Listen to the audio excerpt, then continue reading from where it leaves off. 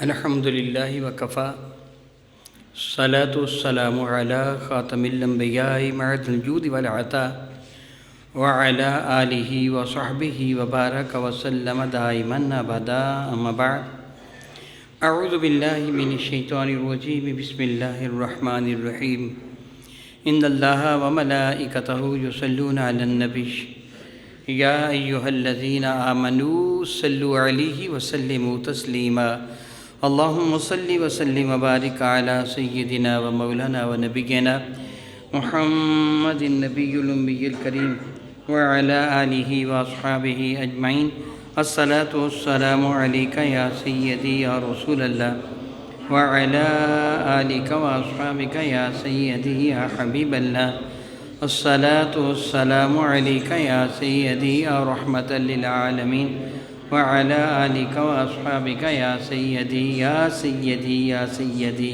یا شفیع المذنبین۔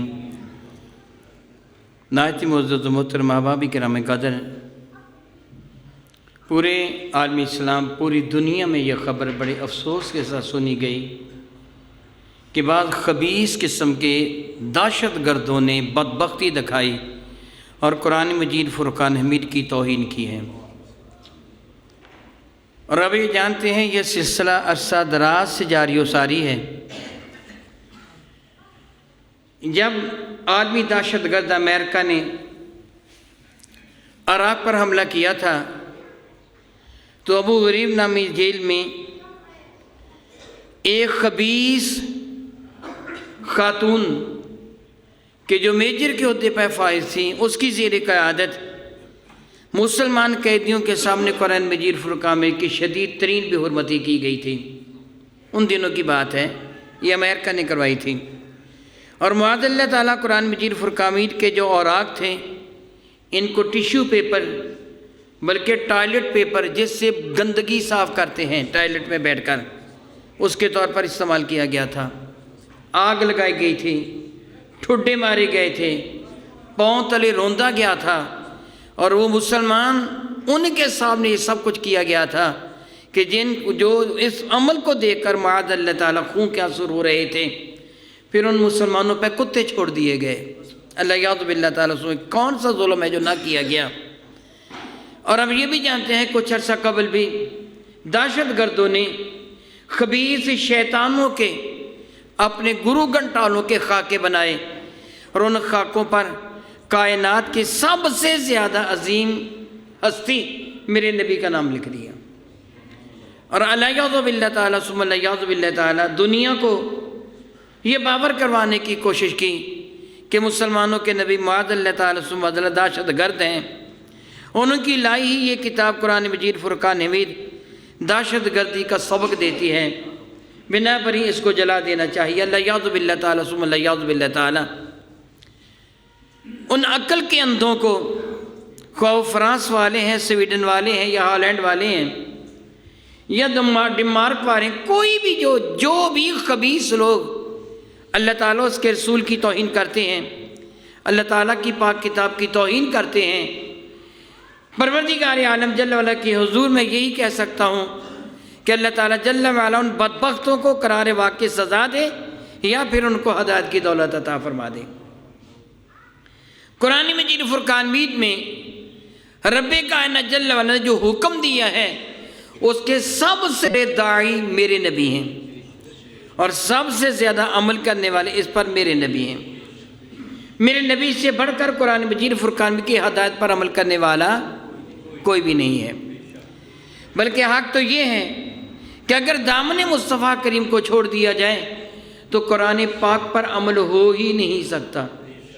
اگر حضور کے دامن کرم کو چھوڑ دیا جائے تو قرآن پاک پر عمل ہو ہی نہیں سکتا۔ میں اس کی مثال دے کے سمجھاؤں گا۔ میرے اللہ نے قرآن کریم میں ارشاد فرمایا اقیموا الصلاۃ، صلاۃ کو قائم کرو۔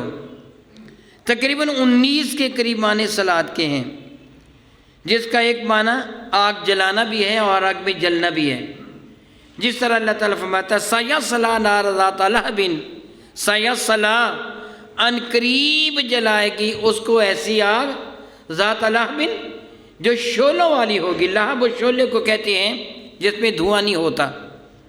جب آپ دیکھتے ہیں کہ شمع جل رہی ہوتی ہے، شعلے کے 3 حصے ہوتے ہیں، ایک سب سے اوپر والا حصہ جو سیاہی مائل ہوتا ہے جس پہ دھواں اور آگ دونوں ہوتے ہیں، ایک درمیان والا ہوتا ہے جو قدرے یلو کلر کا ہوتا ہے، اس پہ دھواں کم اور آگ زیادہ ہوتی ہے، ایک سب سے نیچے ہوتا ہے جو نیلے رنگ کا ہوتا ہے، اس میں دھواں بالکل نہیں ہوتا، تنہا آگ ہوتی ہے۔ لہب اس شعلے کو کہتے ہیں جس شعلے میں دھواں نہ ہو۔ اللہ فرماتا ہے ان کو وہ آگ جلائے گی جو ایسے شعلوں والی جس میں دھواں بھی نہیں ہے، یعنی شدید ترین آگ مراد ہے۔ صلی اللبنا، دودھ ابالنا، صلی اللحمہ، گوشت کو بھوننا، صلی کا معنی جلانا، بھوننا، ٹانگیں لٹکا کے بیٹھنے والے کو بھی مصلی کہتے ہیں، صلاۃ ادا کرنے والا کہتے ہیں۔ صلاۃ کا معنی درود بھی ہے، صلاۃ کا معنی دعا بھی ہے۔ میرے نبی کے دربار مقدس میں عرض کیا گیا تھا کہ کیف نصلی، اللہ فرماتا حکیم الصلاۃ، ہم صلاۃ کیسے ادا کریں؟ تو میرے کریم آقا نے اس کی تفسیر عملی طور پر بیان فرمائی، فرمایا صلو کما رأیتمونی اصلی، مجھے دیکھو جیسے میں کرتا چلا جاؤں تم بھی کرتے چلے جانا، یہی صلاۃ ہوگی۔ پھر میرے کریم آقا نے ایک شکل ان کے سامنے واضح فرمائی، یعنی نماز پڑھ کے ان کو دکھا دی، ہاتھوں کا اٹھانا، پھر باندھ لینا یا کھلے چھوڑنا، رکوع کرنا، سجدہ کرنا، ایک ایک رکعت میں ایک ایک رکوع، 2 سجدے۔ یہ قرآن کریم نے کوئی وضاحت نہیں کی، قرآن نے صرف کہہ دیا صلاۃ قائم کرو، قائم کرنے کا طریقہ میرے نبی نے بتایا۔ پھر اشارے کرام قدر ہوا کہ ان اللہ و ملائکتہ یصلون علی النبی، فرشتے اور اللہ نبی پر صلاۃ بھیجتے ہیں، تو اب پھر کیا وہ بھی نماز پڑھتے ہیں؟ پھر برگر سالت معاملت کیا گیا رسول اللہ یہاں صلاۃ سے مراد کیا ہوگا؟ میرے کریم آقا نے درود پاک پڑھ کے سنا دی، یہاں صلاۃ سے یہ مراد ہوگا۔ پتہ یہ چلا کہ قرآن پاک کو سمجھنے کا صحیح ترین طریقہ یہ ہے کہ اپنے آپ کو اپنے کریم آقا کے دربار مقدس پر جھکا دے۔ دیکھ حضور نے اس کی کیا تشریح بیان فرمائی ہے، گویا قرآن ایک ایسی کتاب ہے جو خاموش ہے، میرے نبی اس کی واضح بولتی جیتی جاتی تصویر اور تفسیر ہیں۔ اور ایک کافر ہو، ایک ظالم ہو، بدمعاش ہو، اگر تم نے قرآن کریم کی تفسیر کو دیکھنا ہے تو میرے نبی کی زندگی کو دیکھو۔ میرے نبی نے جس انداز سے قرآن کریم پہ عمل کیا، نہ قیامت تک کوئی کر سکتا ہے، نہ پہلے کبھی کسی نے کیا ہے۔ جو عمل میرے نبی نے قرآن کریم پہ کیا، اس لیے میرے اللہ نے قرآن کریم میں میرے نبی کی ذات بابرکات کا ذکر کرتے ہوئے دنیا والوں کو فرما دیا لَقَدْ كَانَ لَكُمْ فِي رَسُولِ اللَّهِ أُسْوَةٌ حَسَنَةٌ، تمہارے سامنے میرے محبوب کی زندگی ایک بہترین نمونہ ہے۔ تم نے اگر زندگی صحیح بسر کرنا ہے، قرآن کریم کے مطابق بسر کرنا ہے، تو آؤ مصطفیٰ کریم کی زندگی کو دیکھو۔ ان کی زندگی ہے جو قرآن کریم کا عملی نمونہ ہے، جو قرآن کریم کی جیتی جاتی تفسیر ہے، تشریح ہے، تعویل ہے۔ جمعہ کا وقت کم ہوتا ہے، میں زیادہ لمبی گفتگو نہیں کر سکتا۔ انشاءاللہ تعالی جل وعلا میں نے ارادہ کیا ہے کہ رب نے چاہا تو 12 فروری کو جو درس قرآن کریم آ رہا ہے وہاں اسی موضوع پہ قدر تفصیل سے گفتگو کروں گا۔ میرے کریم آقا تاجر بوجم شفیع معظم رحمت عالم کو اعلان نبوت فرمائے چند سال گزرے تھے، کافروں نے حضور کا جینا دوبر کر دیا، میرے نبی کے غلاموں پر ظلم و ستم انتہا درجے کے کیے، بعض کو دہتے کوئلوں پہ لٹا دیا، کئی ایسے تھے جن کو تپتی ہوئی ریت پہ لٹا کر سینے پہ بھاری برکم پتھر رکھ دیے گئے، بعض صحابہ ایسے تھے کہ گائے وغیرہ کو ذبح کر کے جو کھال اترتی ہے اس کھال میں لپیٹ کر رسیوں سے باندھ کر دھوپ میں پھینک دیا گیا، بعض صحابیت ایسی تھیں کہ جن کی آنکھوں میں گرم سلاخیں پھیر کر ان کو نبی نہ کر دیا گیا، اور بعض کو معاذ اللہ تعالیٰ 2 اونٹوں کے درمیان باندھ کر چیر دیا گیا۔ یہ واقعات آپ جانتے ہیں، میں تفصیل میں نہیں جا رہا۔ ظلم و ستم کا وہ کون سا انداز ہے جو میرے نبی کے غلاموں پہ اپنایا نہیں گیا تھا؟ گرم گرم لوہا سر پہ رکھ دیا جاتا، گلے میں رسی باندھ کر بازار میں کھینچا جاتا، پاؤں میں رسی باندھ کر بازاروں میں گھسیٹا جاتا، جنگل بیابان میں پھینک دیا جاتا۔ ہر وہ ظلم آزمایا گیا میرے نبی کے صحابہ پہ جو بھی کافر کر سکتے تھے۔ خود میرے نبی کے راستے میں کانٹے بچھائے گئے، پتھراؤ کیا گیا، نازیبہ سلوک کیا گیا، گالیاں بکی گئیں، دست درازی کی گئی۔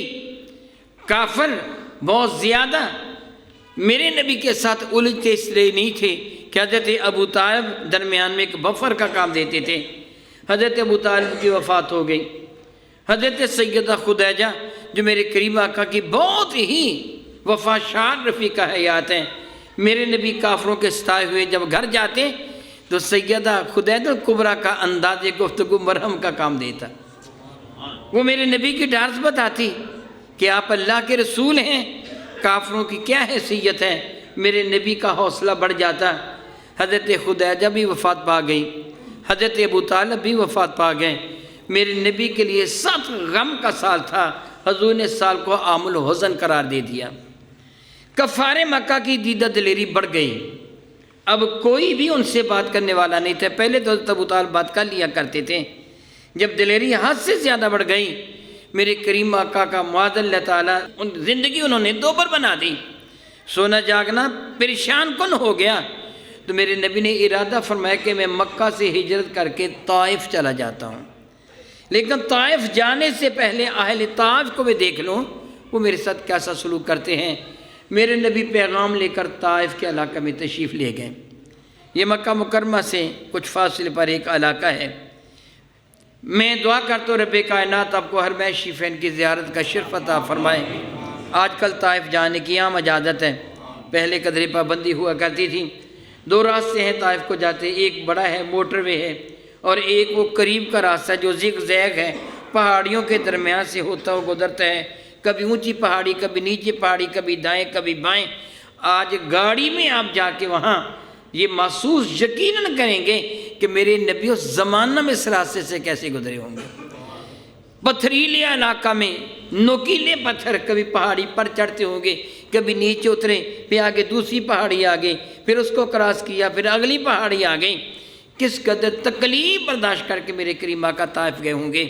پھر میرے نبی وہاں کے سرداروں سے ملے، 3 سردار تھے، عبدیہ لیل، مسعود ثقفی وغیرہ۔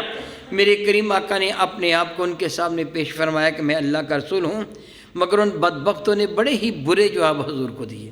میں وہ جواب عرض نہیں کر پاتا۔ میں نے اپنی کتاب راہبر زندگی ماتب نبی میں اخلاق کریمہ کے تحت یہ سارا واقعہ تفصیل کے ساتھ لکھا ہے، میں اختصار کے ساتھ عرض کروں گا۔ انہوں نے اتنے برے جواب دیے، اتنے برے جواب دیے، اگر ایسا جواب آپ مجھے دیتے ہیں تو میں تو گناہ گار بندہ ہوں، ہو سکتا ہے میرے دل سے آپ کے لیے بد دعا نکل جائے۔ اتنا برا جواب انہوں نے حضور کو دیا۔ میرے کریم آقا نے ان کے جوابات کو سنا، ایک کے پاس گئے، پھر دوسرے کے پاس گئے، تیسرے کے پاس گئے، ایک سے بڑھ کر ایک نے گستاخی کی۔ جب میرے کریم آقا نے محسوس فرمایا کہ میری بات نہیں مانیں گے تو ارادہ فرمایا میں واپس مکہ مکرمہ چلا جاتا ہوں، انہی ظالموں کے پاس چلا جاتا ہوں جو میں پہلے بھی ظلم کرتے ہیں۔ چلو میں نے تو خیال کیا تھا کچھ یہ نرمی کریں گے۔ جب میرے کریم آقا نے واپسی کا ارادہ کیا تو ان سرداران طائف نے گنڈوں کو، نوجوانوں کو میرے آقا کے پیچھے لگا دیا۔ ہمارے کریم آقا رسول اللہ صلی اللہ علیہ وسلم چلتے تھے، وہ نابکار حضور پر سنگ باری کرتے تھے، پتھر مارتے تھے۔ میرے نبی کا سر انور پھٹ گیا، رخ زیبہ بھی زخمی ہو گیا، سارا جسم لہو لہان ہو گیا، ریش انور چہرے کے خون سے تر ہو گئی، اور وہ خون پاؤں تک نالین مقدس تک پہنچا۔ میرے کریم آقا کے صحابہ جو حضور کے ساتھ تھے، حضرت سیدنا زید بن حارثہ اور دیگر صحابہ، ان کے سر بھی پھٹ گئے، ان کی حالت بھی غیر ہو گئی۔ میرے کریم آقا رسول اللہ بھی بیٹھ جاتے، اپنے پاؤں پہ ہاتھ رکھ لیتے، کیونکہ وہ ظالم پاؤں پر پتھر مارتے تھے۔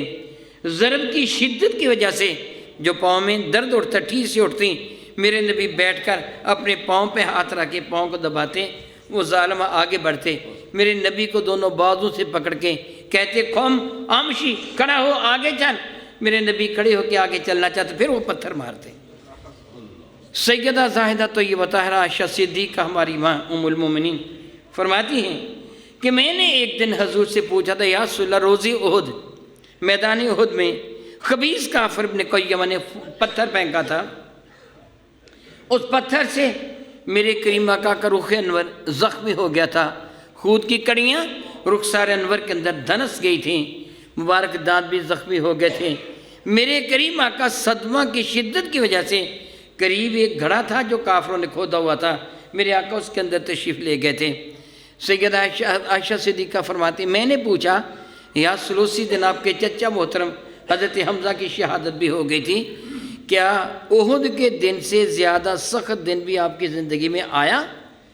تو میرے نبی نے فرمایا ہاں اے عائشہ، جب طائف والوں نے مجھ پر حملہ کیا تھا، سنگباری کر رہے تھے، ان کے گنڈوں نے شہر سے باہر تک میرا تعاقب کیا، میں چلتا تھا مسلسل پتھر مارتے تھے، یہاں تک کہ میری حالت یہ ہو گئی تھی کہ مجھے پتہ نہیں چل رہا تھا میں جا کدھر رہا ہوں۔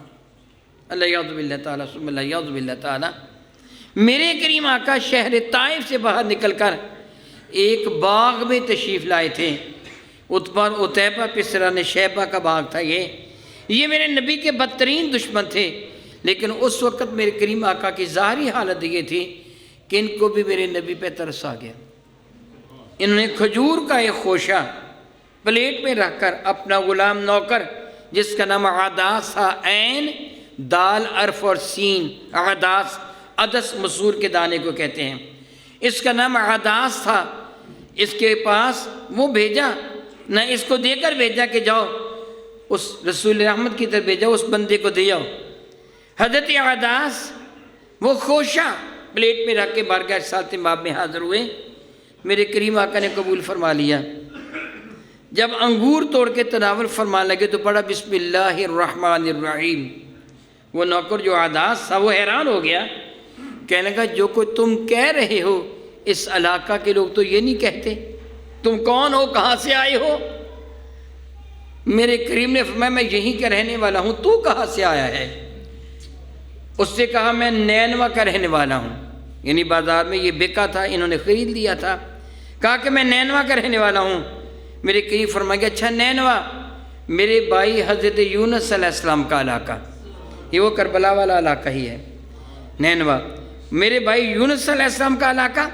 وہ کہنے لگا حیران ہو کہ تم یونس کو جانتے ہو؟ حضور فرمایا کہ ہاں وہ بھی میری طرح اللہ کے نبی تھے۔ تو عداس کہنے لگا آپ اللہ کے نبی ہیں؟ یہ سن کر وہ حضور کے ہاتھ بھی اور پاؤں بھی چومنے لگا۔ خیر یہ بات دوسرا واقعہ ہے۔ میرے کریم آقا تاجدار بجم شفیع معظم اس حال میں بیٹھے ہیں۔ میں پہلے تھوڑا سی ایک بات عرض کر چکا ہوں کہ حضور پہلے ہی دلی طور پر سخت غم زدہ تھے۔ حضرت ابو طالب بھی انتقال کر گئے تھے، سیدہ زاہدہ تو یہ بتا رہا خدا الکبریٰ بھی اللہ کو پیاری ہو گئی تھیں۔ حضور سخت غم زدہ تھے۔ اہل طائف نے جو آپ کے ساتھ سلوک کیا وہ ابھی تھوڑی دیر پہلے آپ نے اس کا کچھ حصہ سماعت فرمایا، اگرچہ میں تفصیل میں نہیں گیا۔ میرے کریم سخت مجروح ہیں، غم زدہ ہیں۔ اس حال میں جبریل حاضر خدمت ہوتے ہیں اور آکر کہتے ہیں یا رسول اللہ میرے ساتھ ملک الجبال ہے، پہاڑوں کا فرشتہ ہے، ملک الہوا، ہوا کا فرشتہ ہے۔ یا رسول اللہ اللہ کی طرف سے یہ آئے ہیں۔ اس وقت فرشتے سخت غم زدہ ہیں کہ کافروں نے جو آپ کے ساتھ سلوک کیا، فرشتوں نے دیکھا، اللہ بھی ملاحظہ فرما رہا ہے۔ ملک الجبال نے عرض کیا مولا تعالیٰ مجھے اجازت دے میں نابکاروں کو تباہ و برباد کر کے رکھ دوں جنہوں نے تیرے محبوب کی شان میں ایسی گستاخی کی ہے۔ تو اللہ تعالیٰ نے ملک الجبال کو اجازت دی ہے جاؤ، تم یہ چاہتے ہو تو جاؤ، میرے محبوب سے پوچھ لو، اگر وہ کہتے ہیں تو تباہ کر دو۔ تو یا رسول اللہ ملک الجبال حاضر ہے۔ پھر وہ فرشتہ بھی حاضر ہوا، اس سے کیا یا رسول اللہ اخشبین تسنیہ کا صیغہ ہے، دو پہاڑ جو طائف کے دائیں اور بائیں ہیں۔ طائف کا علاقہ پہاڑوں پر مشتمل ہے، یہ بڑے بڑے پہاڑ ہیں، دائیں اور بائیں۔ فرشتے نے کہا یا رسول اللہ اجازت دیں میں اخشبین کو اٹھا کر آپس میں اس طرح ملا دوں گا کہ اہل طائف درمیان میں چکی کے دو پاٹوں کی طرح درمیان میں آ جائیں گے، ان کو پیس کے رکھ دوں گا، تباہ و برباد کر دوں گا، انہوں نے جو گستاخی کی ہے ناقابل برداشت ہے، اجازت دیجیے۔ ملک الہوا بھی اجازت مانگ رہا تھا۔ میرے کریم آقا کے صحابہ کو اس بات کا پتہ چلا تو صحابہ بھی سراپا نیاز بن کے کرنے لگے یا رسول اللہ علیہ الصلوۃ والسلام آپ اسے اجازت دے دیجئے، ان کافروں کو تھوڑی سی سزا مل جائے، یا رسول اللہ باقی کافروں کو کان ہو جائیں گے اور ہمارا مکہ مکرمہ میں رہنا بھی آسان ہو جائے گا۔ پھر کسی کی جرت نہیں ہوگی کہ ایمان والوں کے ساتھ الجھیں، تھوڑی سی ان کو سزا دے دیجئے۔ میرے کریم آقا تاجدار اربوجم شفیع معظم رحمت عالم غمزدہ حالت میں ہیں، جسمانی طور پر بھی مجروح ہیں، حالت بھی غیر ہے۔ میرے کریم آقا تاجدار اربوجم شفیع معظم رحمت عالم کو صحابہ عرض بھی کر رہے ہیں کہ یا رسول اللہ ان کے لیے بد دعا فرما دیجئے۔ میرے کریم آقا نے اپنے مبارک ہاتھ دعا کے لیے اٹھا دیے۔ اب صحابہ کرام منتظر تھے، زبان رسالت مآب سے کلمات مقدسہ نکلنے کی دیر ہے، اہل طائف پر آسمان سے آگ برسے گی، یہ تباہ و برباد ہو جائیں گے، زلزلہ آئے گا، پہاڑ آپس میں ٹکرائیں گے اور ان کی چیخیں آسمان تک سنائی دیں گی، ان کی حالت غیر ہو جائے گی۔ ابھی رسول رحمت دعا مانگیں گے، مگر وہ سن کر حیران رہ گئے۔ میرے نبی نے دعا مانگی، اللہم اہدی لقوم فإنہم لا یعلمون، مولا ان کو ہدایت دے دینا، دراصل انہوں نے مجھے پہچانا نہیں تھا کہ میں کون ہوں۔ خداوندہ تو ہے ستار، تو ان کو معافی دے، نہ کر ان کی خطاؤں کا شمار، ان کو معافی دے۔ میرے نبی عرض کر لگے، مولا میں نے ان کو معاف کر دیا، مولا تو بھی ان کو معاف کر دے۔ دراصل ان کو پتہ نہیں تھا کہ میں کون ہوں، اگر ان کو پتہ ہوتا یہ میری گستاخی نہ کرتے۔ صحابہ کرام نے کہا، یا رسول اللہ ہم نے کیا عرض کیا تھا اور آپ کیا بارگاہ رب العزت میں عرض کر رہے ہیں، ان کے لیے معافی کی دعا مانگ رہے ہیں، ہم نے کہا تھا کہ ان کو سزا مل جائے۔ میرے نبی فرمان گئے، ہو سکتا ہے ان کی نسل سے کوئی ایمان والا پیدا ہو جائے۔ حضرت حفیظ جلندری نے میرے نبی کے جواب کا بڑا خوبصورت ترجمہ کیا ہے کہ جب صحابہ کرام نے اصرار کیا کہ ان کی بربادی کی دعا کر دیں، تو یہ سن کر رحمت اللہ علیہ نے ہنس کے فرمایا کہ میں سے دہر میں قہر و غضب بن کے نہیں آیا، خداوندہ تو ہے ستار، تو ان کو معافی دے، نہ کر ان کی خطاؤں کا شمار، ان کو معافی دے۔ اور ظالموں دیکھو تو صحیح، لاؤ دنیا میں کوئی ایسا شخص معاذ اللہ تعالیٰ میں گستاخی نہیں کرتا، انبیاء میں کوئی لے کے ایسا نبی جس نبی کا کردار اتنا بلند ہو اور اس طرح وہ سراپا کرم ہو کہ بدترین دشمنوں کے خلاف بھی بد دعا نہ کریں۔ حضرت سیدنا موسیٰ کلیم اللہ کا مبارک عمل بنی اسرائیل کے ساتھ جو تھا، اور آپ نے ایک دن میں 70,000 سے زیادہ بنی اسرائیل کو قتل کروا دیا تھا۔ میرے نبی کو دیکھو اور اپنے نبی کا تھوڑا سا موازنہ کرو، وہ کتنے سختی فرمانے والے تھے، ضرورت بھی سختی کی تھی، تمہیں اسی لائق ہو۔ میرے نبی نے کتنی نرمی فرمائی بدترین کافروں کے خلاف۔ اور پھر آپ جانتے ہیں کہ میرے نبی کو کافروں نے حرم مکہ چھوڑنے پر مجبور کر دیا۔ میرے کریم آقا صلی اللہ علیہ وسلم شفیع معظم نے شہر مقدس کو چھوڑ کر یثرب کے علاقہ کی جانب تشریف لے گئے، جسے مدینہ منورہ بنا دیا۔ میرے کریم آقا اس شہر مکہ سے تقریباً 450 کلومیٹر دور چلے گئے۔ اس زمانہ میں اتنا دور چلے جانا بہت بڑی بات ہے۔ ہم تو ہے نا یہ گاؤں چھوڑ کر اگلے گاؤں میں چلے جائیں، اس سے اگلے گاؤں میں چلے جائیں، میل 2 میل کا فاصلہ طے کر دیں، 5-10 کلومیٹر کا۔ میرے کریم آقا نے 450 کلومیٹر کے قریب کا فاصلہ طے کیا۔ کافروں نے وہاں بھی حضور کا پیچھا نہیں چھوڑا۔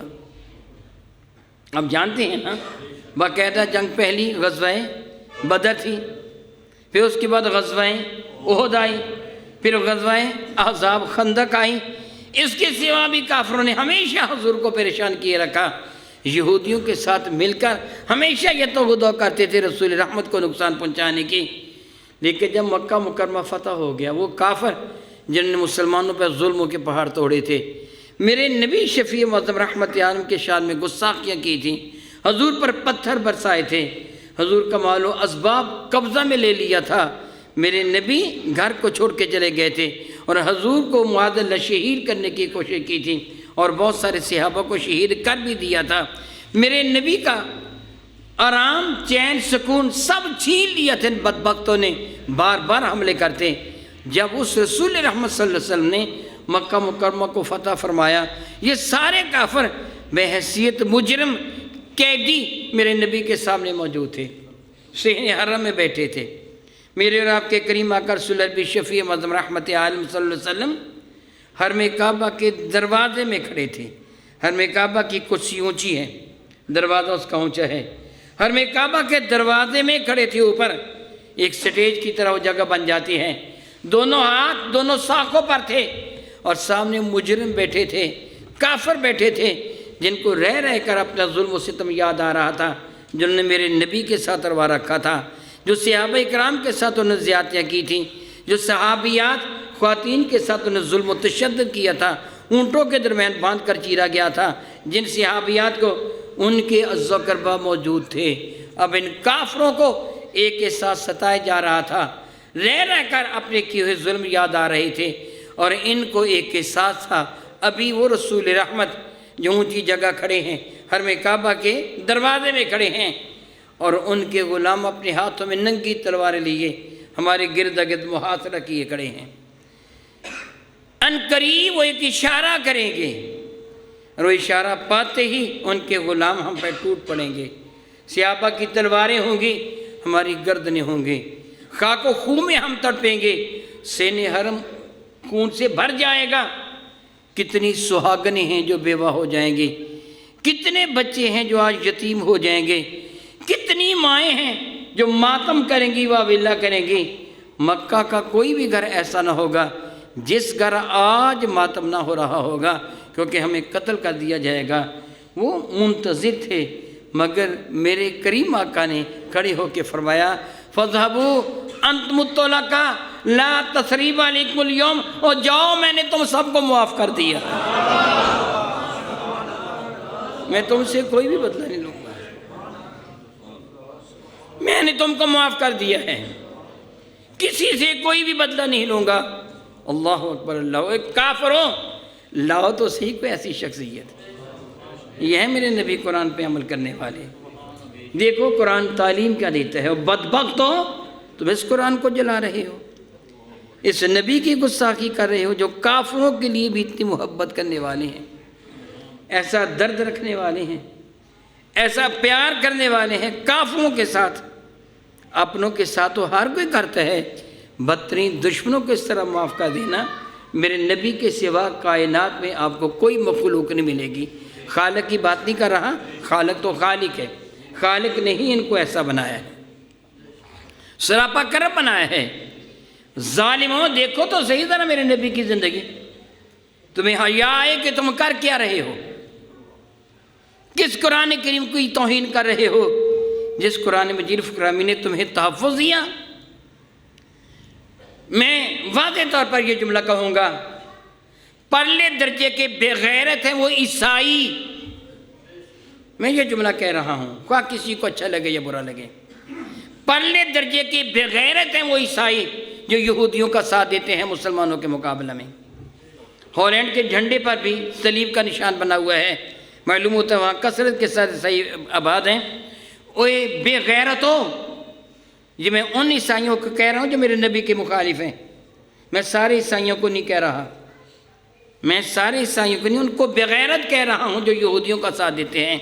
ओए बेगैरतों, तुम्हें गैरत होती तो तुम्हें यह पता है कि यहूदियों के नज़दीक तुम्हारे नबी की हैसियत क्या है। याद रखिए, यहूदी हज़रत ईसा का इनकार ही नहीं करते तनहा, यहूदी हज़रत ईसा का इनकार भी करते हैं और कहते हो तो हलाल ज़्यादा ही नहीं था। यहूदी कहते हैं वो तो हलाल ज़्यादा ही नहीं था।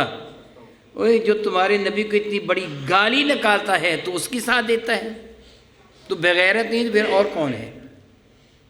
और हज़रत मरियम, उसको वो ऐसी आवारा गर्द लड़की कहता है कि जो पूरी ज़िंदगी बदकारी करती रही, जिसके नतीजा में ईसा पैदा हुआ।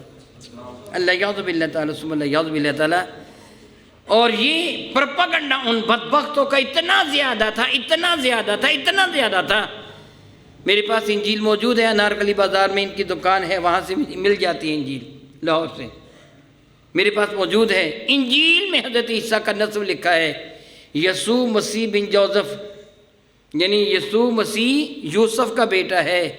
और मुआज़ल्लाह ताला यूसुफ वो है कि जिसके साथ मरियम घूमा फिरा करती थी, शादी नहीं हुई थी, उसके नतीजा में बेटा ये पैदा हुआ था। ये ईसाइयों की इंजील में इतने मुतासर हुए तुम यहूदियों से, और हज़रत सैयदना ईसा अलैहिस्सलाम की पाक दामनी का ऐलान किया तो मेरे नबी ने, हज़रत मरियम की पाक दामनी का ऐलान किया तो मेरे नबी ने, मेरे कुरान ने। इन्नमा मसला ईसा इंदल्लाहि कमसल आदम, میرے نبی نے فرمایا عقل کے اندو عیسیٰ کی مثال تو اللہ کے نبی آدم جی کی طرح ہے جو بغیر باپ کے پیدا ہوئے ہیں۔ مریم وہ ہیں کہ جس سے اپنی عزت کی حفاظت کی۔ سورہ مریم پوری کی پوری رب کائنات نے قرآن کریم میں نازل فرما دی۔ ان کے خاندان کے نام پر سورہ آل عمران قرآن نے نازل فرما دی۔ عیسائیت تمہیں تو میرے نبی کے پاؤں چاٹنے چاہیے تھے، ان کے دھون پینا چاہیے تھا کہ میرے نبی کی وجہ سے تمہارے نبی کی عزت بنی، وگرنہ تمہارے نبی کو تو دنیا حلال زادہ بھی نہیں سمجھتی تھی۔ میرے نبی نے بتایا کہ وہ حلال زادہ ہیں بلکہ اللہ کے محبوب بندے ہیں۔ میرے نبی نے ان کے معجزات کا ذکر قرآن کریم میں کر کے فرمایا کہ ان کی شان کتنی بلند ہے، اور تم پھر بغیرتی دکھاتے ہو۔ تمہیں تو چاہیے تھا کہ مسلمانوں کے تم ہم نوا بن جاتے، جنہوں نے تمہارے نبی کی عزت کی حفاظت کی ہے تم انہی کے مخالف ہو گئے۔ جس قرآن نے حضرت مریم کی عزت کی حفاظت کی، حضرت عیسیٰ کی پاک دامنی کی حفاظت کی، اسی قرآن کو نظر آتش کرتے ہو۔ اس سے بڑھ کر پھر بغیرتی اور کیا ہوگی؟ گویا تمہیں منظور نہیں ہے کہ تمہارے نبی کو حلال زادہ کہا جائے۔ اس کتاب کی توہین کا تو جس کتاب میں یہ لکھا ہے کہ نبی یہ حلال زادہ کرتا نہ نہیں بلکہ رب کریم کی ایک قدرت کی نشانی کلمۃ اللہ روح اللہ ہے عیسیٰ، جس قرآن نے یہ بیان کیا اس قرآن کی تم توہین کر رہے ہو۔ کس قدر بے غیرتی ہے۔ اس کے ساتھ ساتھ میں آپ کو بھی ایک احساس دلانا چاہتا ہوں، یہ جو کچھ ہو رہا ہے، جو ہوا، ڈرتا ہوں کہیں آئندہ بھی نہ ہو، اللہ تعالیٰ مجھے معاف فرمائے، یہ ہماری کرتوتوں کی وجہ سے ہو رہا ہے۔ ہمارا عمل اچھا نہیں رہ گیا۔ سزا دو طرح کی ہوتی ہے، ایک ہوتی ہے روحانی، ایک ہوتی ہے مالی یا جسمانی۔ میں اس کی مثال دے کے آپ کو سمجھاؤں گا، ویسے آپ کو سمجھ نہیں آئے گی، لیکن اس سے پہلے میں دعا کرتا ہوں کہ اللہ تعالیٰ میرے کریم آقا کے صدقہ سے سب ایمان والوں کی جان مال عزت و آبرو کی حفاظت فرمانا۔ اللہ نہ کرے کسی کے گھر میں ڈاکو آ جائیں، اسے مار پیٹ کر چلے جائیں، اس کا بازو توڑ جائیں، جسمانی سزا مل گئی، اس کی ٹانگ بھی ٹوٹ گئی، گھر والے کی ٹانگ بھی توڑ دی، بازو بھی توڑ دیا، مگر اس کا روپے پیسہ گیا نہیں ہے۔ دوسرے گھر میں ڈاکو آئے، اس کا 50 لاکھ روپے اڑا کے لیے گئے، لیکن اس کو جسمانی سزا نہیں ملی۔ تیسرے گھر میں وہ ڈاکو آئے تو وہ پیسے تو نہیں لوٹے، البتہ ان کی بیٹی اور بہنوں کی عزت برباد کر دی۔ میں تمہیں اللہ تعالیٰ کی عزت کی قسم دے کر سوال کروں گا، سب سے زیادہ نقصان کن کا ہوا؟ جن کی عزت لوٹی ان کا سب سے زیادہ نقصان ہوا۔ جس کا بازو ٹوٹا اس کا بھی کم، جس کا لاکھوں روپیہ گیا۔ پتہ چلا کہ سب سے بڑی سزا وہ ہوتی ہے جو روحانی سزا ہوتی ہے، جو روح کو سزا ہوتی ہے۔ جسم کی اور مال کی سزا وہ تو برداشت ہو جاتی ہے، جو روح کی سزا ہے وہ برداشت نہیں ہوتی۔ رب کائنات نے قرآن کریم میں ایک قانون کا ذکر فرمایا ہے، اس وقت تفصیل میں جانے کا تو نہیں ہے، میں نے کہ انشاءاللہ تعالی کوشش کروں گا میں 12 فروری کو میں کچھ نہ کچھ اس موضوع پہ گفتگو کرنے کی۔ اللہ تعالیٰ جل وعلا قرآن کریم میں سورہ بنی اسرائیل میں ارشاد گرامی قدر فرماتے ہیں وَقَدَيْنَا إِلَىٰ بَنِي إِسْرَائِيلَ فِي الْكِتَابِ لَتُفْسِدَنَّ فِي الْأَرْضِ مَرَّتَيْنِ وَلَا تَعْلُنَّ عُلُوًّا كَبِيرًا۔ ہم نے تورات میں بنی اسرائیل سے یہ فرمایا تھا کہ تم 2 مرتبہ سرکشی کرو گے، میں تم کو پھر سزا دوں گا۔ اور جب پہلی مرتبہ سرکشی کی تو اللہ تعالیٰ نے، تفصیل آپ جاننا چاہیں تو یہ سورہ بنی اسرائیل بالکل ابتدا میں ہی پہلا ہی رکوع ہے، آپ کوئی سی تفسیر کا مطالعہ کر لیں آپ کو تفصیل مل جائے گی۔ جب بنی اسرائیل نے حد سے تجاوز کیا، ان کے گناہ زیادہ ہو گئے، نافرمانیاں بڑھ گئیں، اللہ تعالیٰ جل وعلا کی کتاب پر عمل ختم ہو گیا، تو اللہ تعالیٰ نے بخت نصر یا جالوت کو ان پر مسلط کیا، اور کم و بیش 70,000 ان کے علماء کو قتل کر دیا گیا۔ بخت نصر نے یا جالوت نے 70,000 کے قریب علماء کو قتل کر دیا، ان کی عورتوں کی عزتیں برباد کر دیں، ان کو غلام اور قیدی بنا دیا، ان کی کتاب تورات کو توڑ دیا، آگ میں جلا دیا، اور ان کی عبادت گاہ بیت المقدس کی اینٹ سے اینٹ بجا دی، اس پہ گندگی کے انبار لگا دیے، اس پہ خنزیر کو قتل کر دیا، وہ سب کچھ ہوا جو معاذ اللہ کر سکتے تھے، وہ سب کچھ کیا۔ اللہ فرماتا ہے بنی اسرائیل کو، یہ میں نے تم کو سزا دی تھی کہ تمہیں جسمانی بھی سزا دی، روحانی بھی سزا دی۔ کیوں سزا دی؟ کہ تم نے میری نافرمانی کی تھی۔ دوبارہ پھر اسی طرح اللہ نے ان کو سزا دی تھی۔ محترمی غور کریے، کہیں یہ ہمیں سزا تو نہیں مل رہی ہماری کرتوتوں کی، کہ اللہ تعالیٰ ہمیں بھی سزا دے رہا ہے کہ تم میرے قرآن کے نافرمان ہو گئے۔ میں اللہ تعالیٰ سے معافی مانگتا ہوں، میں نے سر پر امامہ شریف باندھ رکھا ہے، داڑھی بھی رکھی ہوئی ہے، جبہ بھی پہنا ہوا ہے، تبلیغ بھی کر رہا ہوں۔ کتنے لوگ آپ کو ملیں گے جن کی داڑھی بھی بڑی پیاری ہوگی، جن کا امامہ بھی بڑا خوبصورت ہوگا، جن کا جبہ بھی بڑا اجلا ہوگا، جن کا لباس بھی بڑا سفید ہوگا، وہ وعظ و تبلیغ بھی کریں گے، آپ اس کے حق میں تحقیق کریں، اندر سے بڑے گندے نکلیں گے۔ یہ ہے یا نہیں ہے نا؟ قول و فعل میں تضاد ہے، کردار ہے، گھنونا ہے۔ ویسے وعظ و نصیحت کروں گا لیکن تمہارے مکانہ پہ قبضہ بھی کروں گا، قبضہ گروپ بھی ہوگا میرا، زیادتی بھی کروں گا، ظلم بھی کروں گا۔ میں نام نہیں لیتا فلاں منڈی میں یا فلاں بازار، نام نہیں لیتا۔ جب میں کہوں گا تو آپ کو پتہ چل جائے گا اس بازار میں یہ مشہور ہے، جو کوئی زیادہ دیانتداری کرے نا، زیادہ دیانتداری کرے تو باقی کہتے یار اسے یا حج کروا دو یا عمرہ کروا دو یا ایک چلہ لگوا دو، بس ٹھیک ہو جائے گا۔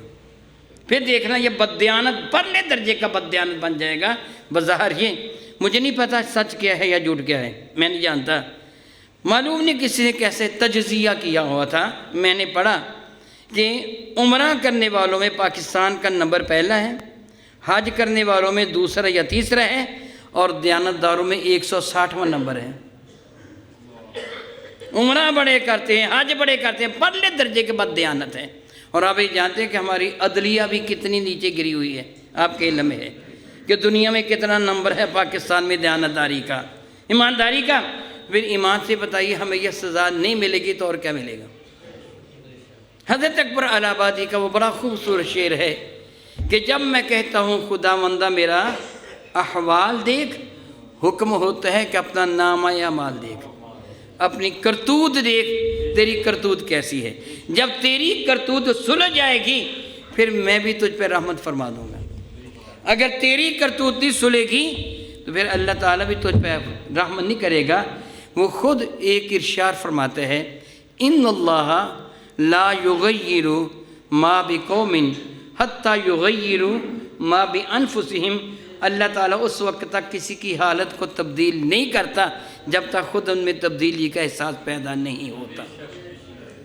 اس لیے اگر ہم چاہتے ہیں کہ ہمیں یہ سزائیں نہ ملے تو ہمیں اپنے آپ کو تبدیل کرنا ہوگا، ہمارے قول و فعل میں تضاد نہ ہو، ہمارا کردار اتنا اعلیٰ ہو کہ کافر دیکھ کے کہے جس نبی کی امتی کا کردار اتنا اعلیٰ ہے وہ نبی کتنے اعلیٰ کردار والا ہوگا۔